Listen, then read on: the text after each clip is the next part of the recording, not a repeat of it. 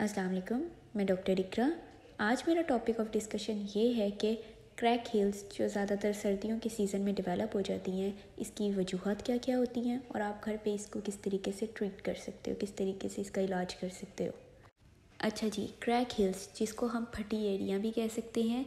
Basically आपकी जो एड़ियों की स्किन होती है वो सर्दियों के सीज़न में, क्योंकि हमारी स्किन के अंदर से मॉइस्चर जो होता है वो ख़त्म हो जाता है, जिसकी वजह से एड़ियों की स्किन जो होती है वो भी डिहाइड्रेटेड हो जाती है। वहाँ पे मॉइस्चर नहीं सही तरीके से मिलता और वहाँ पे खुश्की आने के बाइस आपको वहाँ पे ख़ारिश सी फ़ील होती है। जब ख़ारिश आप करते हैं आपको एक अनकम्फर्टेबल सी फीलिंग रहती है और कभी कभी वहाँ का एरिया रेड भी होता है और बाज़ औक़ात उसमें क्रैक्स भी आ सकती हैं, यानी कि लकीरें पड़ सकती हैं और उन लकीरों से ज़्यादा वर्स कंडीशन हो तो खून भी आ सकता है।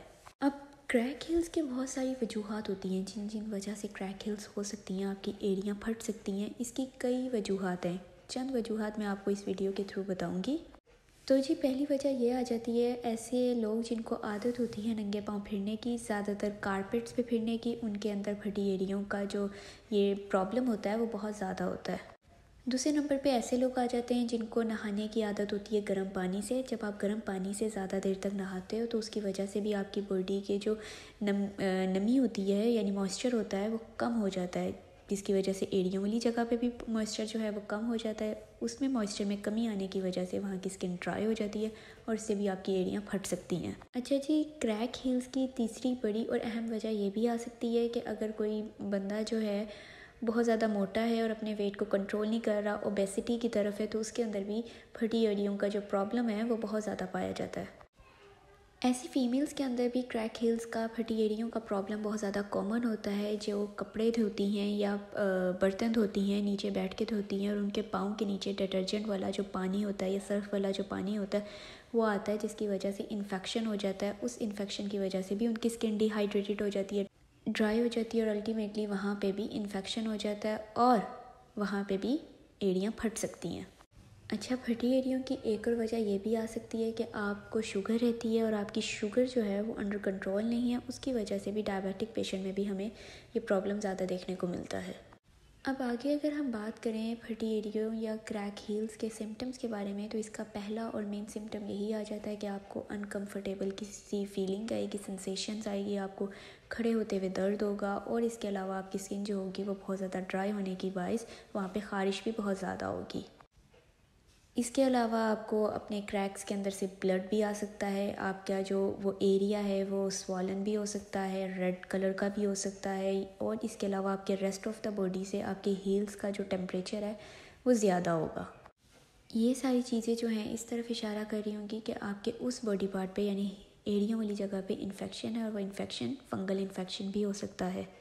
अब आगे बात करते हैं कि फटी एड़ियों या क्रैक हील्स का ट्रीटमेंट क्या है जो आप घर पे कर सकते हैं। पहली बात ये आ जाती है कि आपने कोशिश करनी है कि आप ज़्यादा देर तक ना नहाएं, क्योंकि आप जितने ज़्यादा देर तक नहाएंगे तो सोप और जो भी आप चीज़ यूज़ करेंगे उसका पानी जो होगा, या गर्म पानी से अगर आप नहा रहे हैं वो पानी जो होगा वो आपके पैरों के नीचे से गुजरेगा। जब पैरों के नीचे से गुजरेगा तो वहाँ की स्किन सेंसिटिव होगी, ड्राई होगी और अल्टीमेटली वहाँ क्रैक हील्स डेवलप हो जाएंगे। तो आपने अपना जो शॉवर का टाइम पीरियड है यानी कि नहाने का जो टाइम पीरियड है उसे उसकी ड्यूरेशन को कम कर देना है। जैसे कि फॉर एग्जांपल अगर आप आधे घंटे के लिए नहाते थे तो उसकी ड्यूरेशन को 15 से 20 मिनट्स पे ले आना है। इसके बाद दूसरे नंबर पे बात ये आती है कि आपने नहाने के फ़ौरन बाद यानी कि 5 मिनट के अंदर अंदर आपने जो है थिक मॉइस्चराइज़र अपनी एड़ियों पर अप्लाई करना है। तब आपकी एड़ियाँ, क्योंकि आपने नहाया होगा तो थोड़ी थोड़ी गीली ही होंगी, आपने अपनी एड़ियों पे क्या पूरे पाँव पे अप्लाई कर लें। बस उंगलियों के दरमियान में ना अप्लाई करेगा लेकिन पूरे पाँव पे आप अप्लाई कर लें। एक थिक मॉइस्चराइज़र अप्लाई करना है। मॉइस्चराइज़र के अंदर कोशिश करेगा 10 to 20% उसके अंदर यूरिया होना चाहिए। इसके अलावा उसके अंदर अल्फ़ा हाइड्रोक्सी एसिड जो है वो भी शामिल होना चाहिए।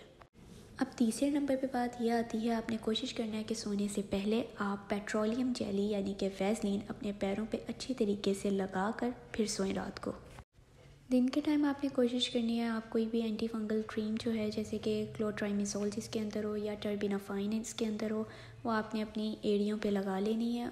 अगर आपकी फटी एड़ियाँ जो हैं वो फंगल इन्फेक्शन की वजह से हो रही हैं, जिसकी वजह से उनकी डिस्कलरेशन हो गई है یا ان کے اندر سے خون آ رہا ہے یا وہ گرین اور یلو سے کلر کی ہو گئی ہیں تو وہ فنگل انفیکشن کی وجہ سے ہوتی ہیں. تو اگر آپ اس میں کوئی ایسی آئنٹمنٹ لگا لیں گے جس کے اندر کلوٹرائمیزول شامل ہو یا پھر اس کے اندر ٹرپینیفائن شامل ہو تو آپ کی کریک ہیل سے آپ کو جلد ہی نجات مل جائے گی اور وہ جلد ہی یہ پرابلم جو ہوگا وہ سارٹ آؤٹ ہو جائے گا.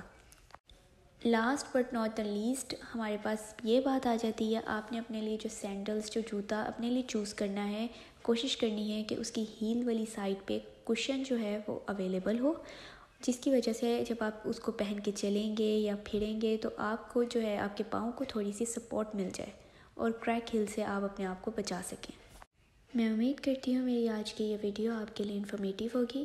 مزید انفارمیشن حاصل کرنے کے لیے میرے چینل کو سبسکرائب کریں. باقی تب تک اپنا خیال رکھیں. اللہ حافظ.